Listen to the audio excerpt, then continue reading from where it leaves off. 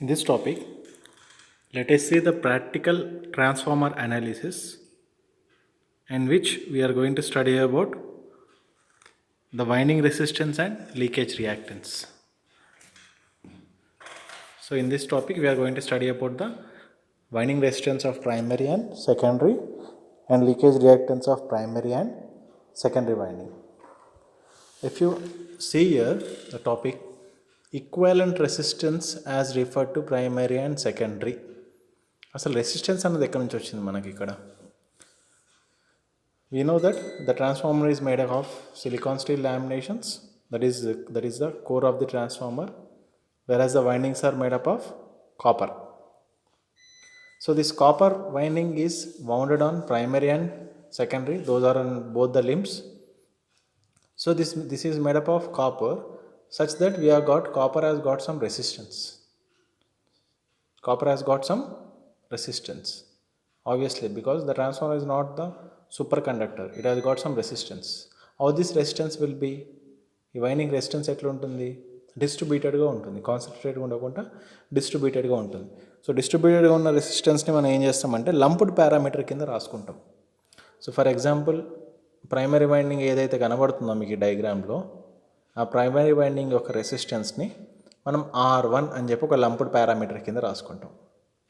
అలాగే secondary winding కూడా resistance ఉంటుంది కదా, ఆ సెకండరీ వైండింగ్ యొక్క రెసిస్టెన్స్ని R2 అని చెప్పి సెకండరీ వైండింగ్ కింద రాసుకుంటాం. అంటే రెండు వైండింగ్స్ కూడా కంపల్సరీగా రెసిస్టెన్స్ అనేది ఉంటుంది. ఎంత మంచి కండక్టర్ యూజ్ చేసినా కానీ ఎంతో కొంత రెసిస్టెన్స్ ఉంటుంది. అలాగే కాపర్ కండక్టర్కి రెసిస్టెన్స్ ఉంటుంది కాబట్టి అదంతా డిస్ట్రిబ్యూటెడ్ నేచర్ ఉంది కాబట్టి దాన్ని అంతా కూడా అనాలిసిస్ చేయడానికి మనం ప్రైమరీ సెకండరీలో రాసుకుంటాం. సో ప్రైమరీ వైండింగ్ యొక్క రెసిస్టెన్స్ని R1 అని, సెకండరీ వైండింగ్ యొక్క రెసిస్టెన్స్ని R2 అని చెప్పి రాసుకుంటాం. ఇక్కడ అర్థమైందా? లంప్డ్ పారామీటర్ కింద రాసుకుంటాం. సో రెసిస్టెన్స్ని ప్రైమరీ వైండింగ్ యొక్క రెసిస్టెన్స్ని సెకండరీ సైడ్ క్యాలిక్యులేట్ చేయాలన్నా, సెకండరీ వైండింగ్ యొక్క రెసిస్టెన్స్ని ప్రైమరీ సైడ్ క్యాలిక్యులేట్ చేయాలన్నా, యాక్చువల్గా ఈ రెండు వైండింగ్కి ఎలాంటి ఎలక్ట్రికల్ లింక్ లేదు, ఎలాంటి ఎలక్ట్రికల్ కనెక్షన్ లేదు. ఓన్లీ ఇక్కడ ఏముందంటే మ్యాగ్నెటికల్లీ coupled but electrically isolated, electrically separated but మ్యాగ్నెటికల్లీ coupling అన్నది ఉంది ఈ రెండు వైండింగ్స్ మధ్యలో. అప్పుడు టోటల్ రెసిస్టెన్స్ ఏదైనా ఒక సైడ్ క్యాలిక్యులేట్ చేయాలంటే ఏంది పద్ధతి? R1 ఒకటి, R2 అన్నది ఇంకొకటి. ఆ రెండు రెసిస్టెన్స్ ఒక సైడ్ పంపించడానికి పద్ధతి ఏంటి అంటే ఇలా తీసుకుంటే, if I'm taking like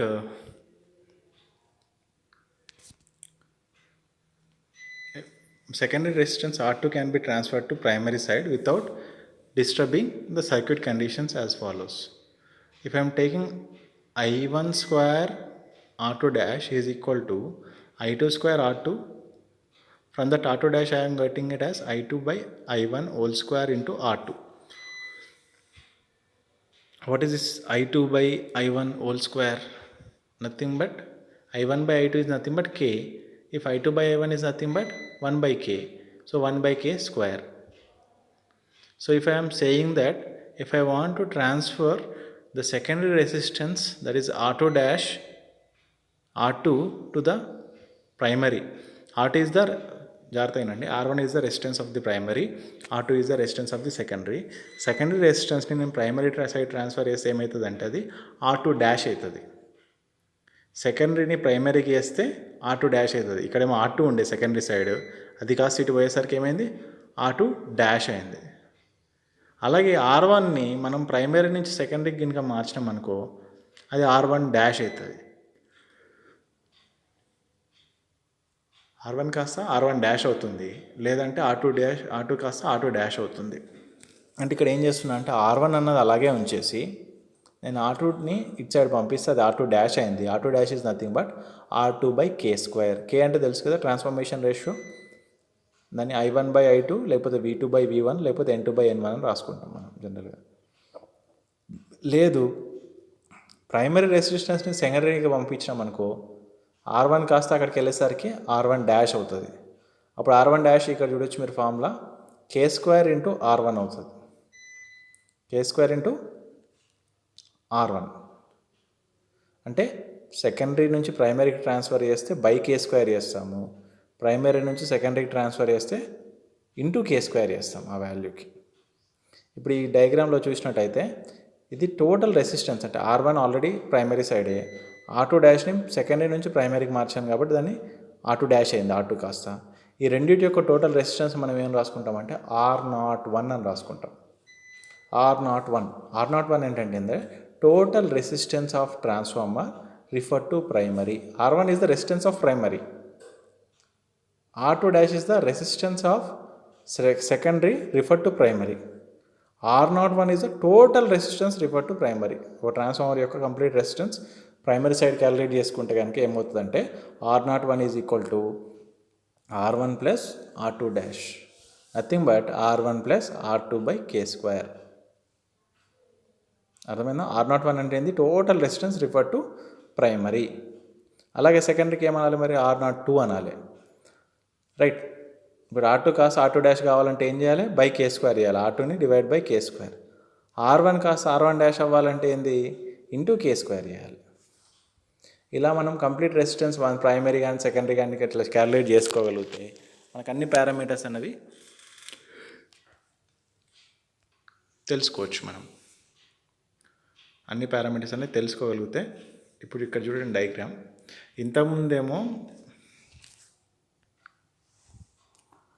ఇంతకుముందేమో R1 అలాగే ఉంచి R2 డాష్ని ఇటు షిఫ్ట్ చేసిన.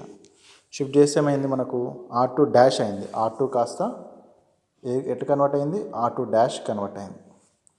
R2 డాష్ అంటే ఏంది? R2 by K². అంటే ఓవరాల్గా నాకు complete resistance at side refer అవుతుంది? ప్రైమరీ సైడ్ కాబట్టి టోటల్ R01 అని తీసుకుంటున్నాం. R01 is equal to R1 plus R2 dash, right? R01 is equal to R1 plus R2 dash. ఒకవేళ R2ని అక్కడే ఉంచి R1 కాస్త ఇక్కడ నుంచి అటు ట్రాన్స్ఫర్ చేసామనుకోండి, ఫర్ ఎగ్జాంపుల్ ఇప్పుడు ఈ డయాగ్రామ్లో చూడండి, R2ని అక్కడ అలాగే ఉంచి R1 కాస్త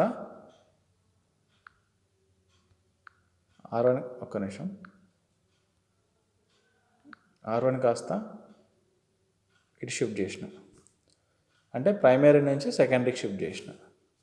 అప్పుడు R1 ఏమైంది? R1 డాష్ అయింది. R1 డాష్ అంటే ఏంటి?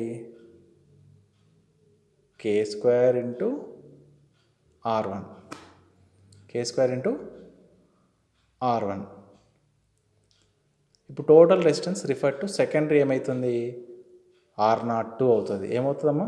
సెకండరీ R02 అవుతుంది. ఈ R02 అన్నది ఏంటి? R2 plus R1 dash, R2 plus R1 dash. ఇప్పుడు చూడండి, ఒకవేళ total resistance refer to primary అన్నారనుకోండి,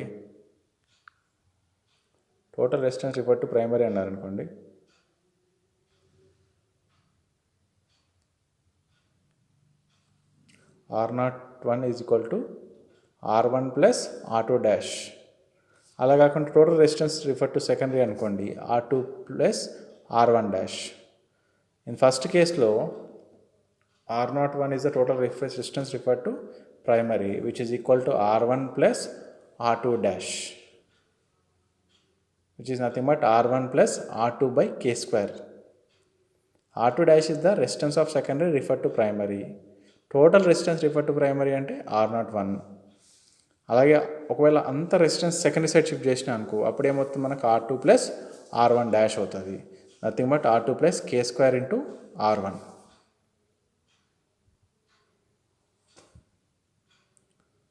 okay, have you understood?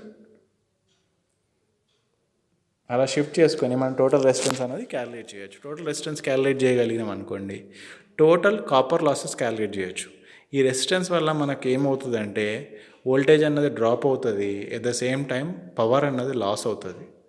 Power అన్నది ఎట్లా లాస్ అవుతుంది? హీట్ ఫామ్లో లాస్ అవుతుంది రెసిస్టెన్స్ వల్ల, right? Next let us study about the magnetic leakage in transformer. So there is a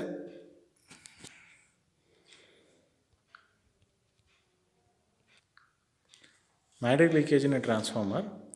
If we see the total flux produced from primary to linking to secondary is phi, that is the total flux. దాన్ని ఏమంటామంటే mutual flux అంటాం, constant flux అంటాం, useful flux అని కూడా అంటాం. అంటే మనకి ఎంతైతే ఫ్లక్స్ ప్రైమరీ ప్రొడ్యూస్ అయిందో అంత ఫ్లక్స్ మనకు సెకండరీకి రీచ్ అవ్వాలి. అలా రీచ్ అవ్వకుండా కొంత ఫ్లక్స్ అన్నది ఏమవుతుందంటే వేస్ట్ అవుతుంది. దాన్నే లీకేజ్ ఫ్లక్స్ అంటాం. దాన్ని ఏమంటామంటే లీకేజ్ ఫ్లక్స్. ఫ్లక్స్ అనేది లీకేజ్ అయిపోతుంది కాబట్టి మనకు కొంత ఈఎంఎఫ్ ప్రొడ్యూస్ కాదు దానివల్ల. అందుకే మనకు కొంత వోల్టేజ్ అనేది తగ్గే ఛాన్సెస్ ఉన్నాయి. ఓకేనా? సో ఏదైతే ఫ్లక్స్ ప్రైమరీ వైండింగ్లో లీక్ అవుతుందో దాన్ని ప్రైమరీ లీకేజ్ ఫ్లక్స్ అంటాము. ఏదైతే ఫ్లక్స్ మనకు సెకండరీ వైపుకి లింక్ అవుతుందో దానికి సెకండరీ లీకేజ్ ఫ్లక్స్ అంటాం. దాన్ని 5L1 5L2 అని చెప్పి నోట్ చేసుకుంటాం.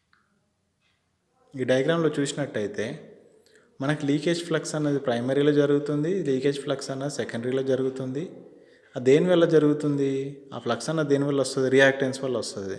అంటే కొంత పార్ట్ ఆఫ్ రియాక్టెన్స్ అన్నది మనకు ఆ లీకేజ్, దాన్ని ఏమంటామంటే లీకేజ్ రియాక్టెన్స్ అంటాం. ఆ లీకేజ్ ఫ్లక్స్ ఏదైతే ఉందో ఏదో ఒక రియాక్టెన్స్ వల్ల వస్తుంది కదా, ఉన్న రియాక్టెన్స్ మొత్తంలో కూడా ఆ కొంత రియాక్టెన్స్ని ఏమంటామంటే లీకేజ్ రియాక్టెన్స్ అంటాం. ఆ లీకేజ్ రియాక్టెన్స్ ప్రైమరీ సైడ్ ఏమని రాసుకుంటాం? X1 అని రాసుకుంటాం. సెకండరీ సైడ్ X2 అని రాసుకుంటాం. అంటే నాకు ఫ్లక్స్ ఫేస్ట్ అవుతుంది. ఆ ఫ్లక్స్ ప్రొడ్యూస్ చేయడానికి కారణం ఏదో ఒక రియాక్టెన్స్ అన్నది ఉంది. ఆ X1 అన్నది primary winding leakage reactance, X2 is the secondary winding leakage reactance. So ఈ లీకేజ్ రియాక్టెన్స్ వల్ల కూడా మనకు వోల్టేజ్ డ్రాప్ అనేది జరుగుతుంది. ఇప్పుడు డయాగ్రామ్లో చూసినట్టయితే V2 = E2 - I2 × X2 అని ఇచ్చారు. అంటే E2 అన్నది EMF produce in the secondary winding. మనకు బయటకు వచ్చేసరికి V2 అన్నది అవైలబుల్ అవుతుంది. అంటే ఎంత వోల్టేజ్ డ్రాప్ ఉంటుంది అంటే ఇక్కడ I2 × X2. అంటే ఇంతకుముందు మనం ట్రాన్స్ఫార్మర్కి ప్రైమరీలో రెసిస్టెన్స్, సెకండరీలో రెసిస్టెన్స్ ఒకటి చూసాము. ఇప్పుడు ప్రైమరీలో రియాక్టెన్స్, సెకండరీలో రియాక్టెన్స్ అన్నది చూస్తున్నాము. అంటే రెసిస్టెన్స్ వల్ల వోల్టేజ్ డ్రాప్ జరుగుతుంది, అలాగే లీకేజ్ రియాక్టెన్స్ వల్ల కూడా మనకు వోల్టేజ్ డ్రాప్ జరుగుతుంది. ఇప్పుడు ప్రైమరీ వైండింగ్కి మనకు R1 X1 ఉంటుంది, సెకండరీ వైండింగ్కి R2 X2 ఉంటుంది. సరే, సిమిలర్గా ఇంతకుముందు మనము total resistance refer to primary, total resistance refer to secondary, లేకపోతే X2ని మనం ప్రైమరీకి మార్చాలంటే ఏం చేయాలి? ఇంతకుముందు R2ని ప్రైమరీకి మార్చాలంటే ఏం చేసినాం మనం? X2 కాస్త ప్రైమరీకి వెళ్తే ఏమవుతుంది? మనకు X2 డాష్ అవుతుంది. X2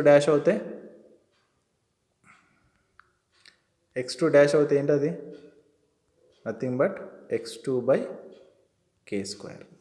X2/K². టోటల్ ఇక్కడ ఏం మిగులుతుంది మనకు? ఇక్కడ X1 + X2 డాష్ రెండు ఇటుకి షిఫ్ట్ అయిపోతాయి. అప్పుడు మనకు దాన్ని X01 అంటాం, which is nothing but X1 +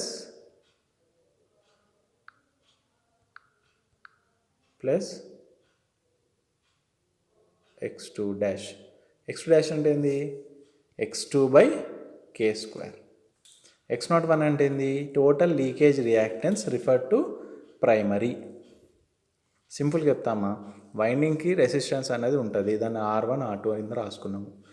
దీనికి ఎలాంటి ఎలక్ట్రికల్ లింక్ లేదు కాబట్టి దాన్ని ఇటు షిఫ్ట్ చేయాలంటే ఏంది ప్రొసీజర్ అన్నది కనుక్కుంటే మనకు అక్కడ నుంచి సెకండరీ నుంచి ప్రైమరీకి రావాలంటే /K² చేయాలి, ప్రైమరీ నుంచి ఆ పారామీటర్ సెకండరీకి వెళ్ళాలంటే ×K² చేయాలి.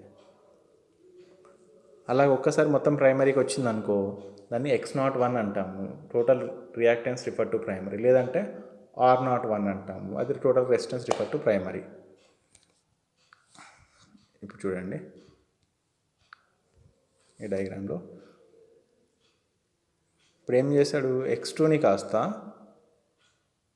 కాస్త సెకండరీ నుంచి ప్రైమరీకి షిఫ్ట్ చేసిండు. అప్పుడు టోటల్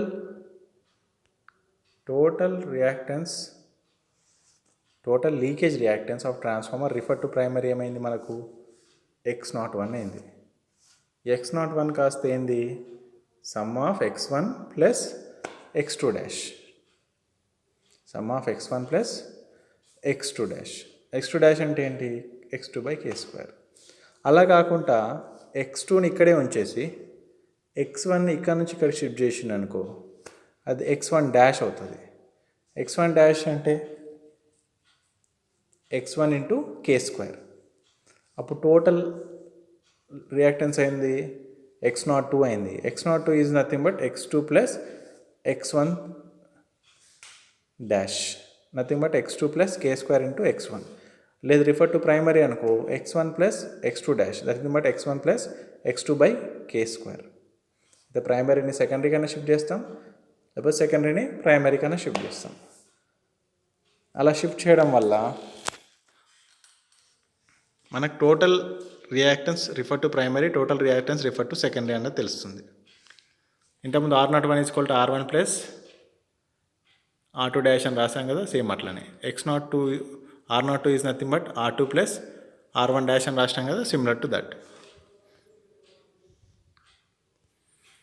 ఇప్పుడు ఏం చేద్దామంటే ప్రాక్టికల్గా లోడ్ పైన అనలైజ్ చేసి చూద్దాం. లోడ్ పైన అనలైజ్ చేస్తూ ఎంత వోల్టేజ్ డ్రాప్ జరుగుతుంది. ఇప్పుడు మనకు తెలిసింది ఏంటి, వోల్టేజ్ డ్రాప్ అన్నది రెసిస్టెన్స్ వల్ల జరుగుతుంది, లీకేజ్ రియాక్టెన్స్ వల్ల జరుగుతుంది.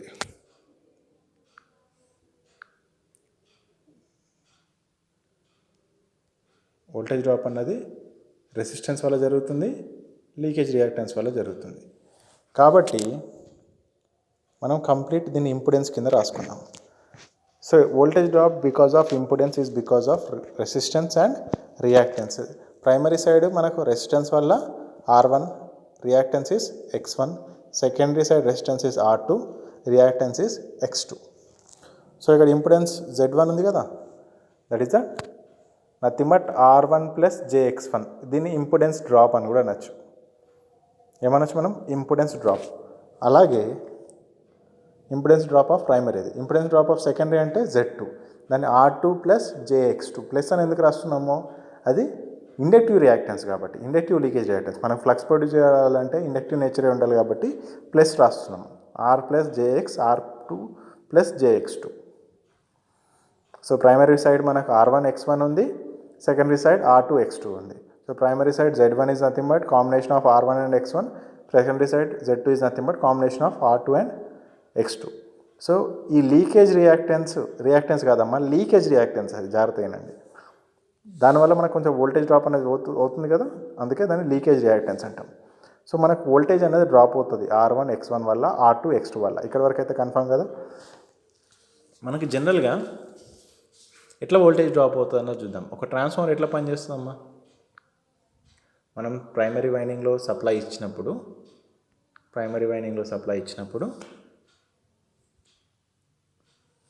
ఈ సప్లై అన్నది కొంత కరెంట్ పాస్ చేస్తుంది, ఇక్కడ ఫ్లక్స్ ప్రొడ్యూస్ అవుతుంది, ఆ ఫ్లక్స్ కాస్త సెకండరీకి లింక్ అవుతుంది, ఇక్కడ ఈఎంఎఫ్ ప్రొడ్యూస్ అవుతుంది, ఈడ ఈఎంఎఫ్ ప్రొడ్యూస్ అవుతుంది, ఇక్కడ నుంచి ఒక కరెంట్ అనేది డ్రైవ్ అవుతుంది ఎప్పుడైతే లోడ్ కనెక్ట్ చేస్తానో. ఇక్కడ దీన్ని V1 E1 అంట, దీన్ని E2 V2 అంటాం.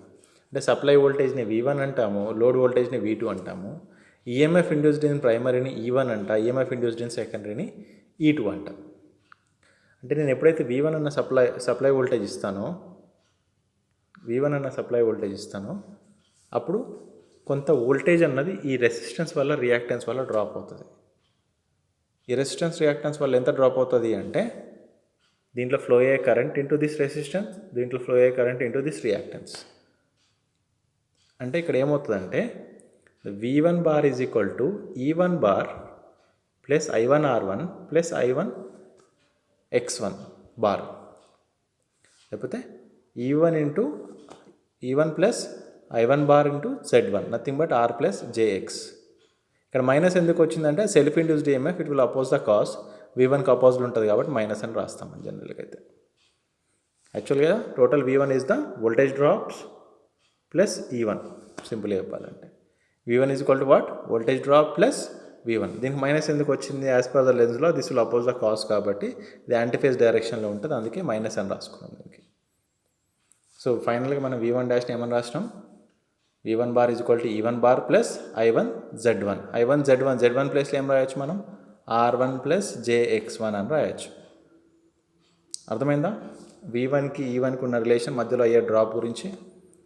అలాగే ఇక్కడ కూడా డ్రాప్ ఉంటుంది మనకి. E2 అన్నది EMF induced in the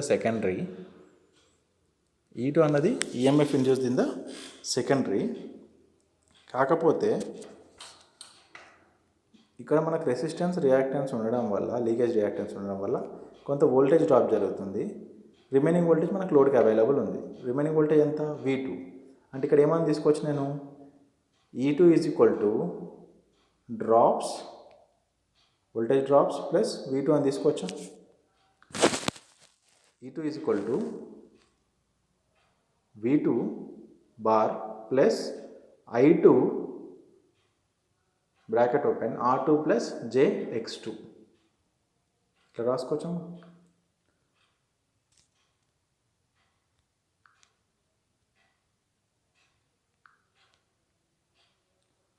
E2 bar is equal to V2 bar plus I2 R2 plus J I2 X2. The voltage drop due to resistance, voltage drop due to reactance. What reactance? Leakage reactance. So E2 bar is equal to V2 bar plus I2 Z2. Z2 ఎందుకు రాసినాం, nothing but R2 plus JX2. ఇంతకుముందు డయాగ్రామ్లో చూసినాం కదమ్మా, R2 plus JX2. R1 is nothing but Z1 is nothing but R1 plus JX1, Z2 is nothing but R2 plus JX2. ఇప్పుడు మనం దీని యొక్క vector డయాగ్రామ్స్కి ఇద్దామమ్మా. ఇప్పుడు ఇంత డయాగ్రామ్ మళ్ళీ ఒకసారి చూపిస్తా. ఇప్పుడు ఈ డయాగ్రామ్లో చూసినట్టయితే మనకు V1 is the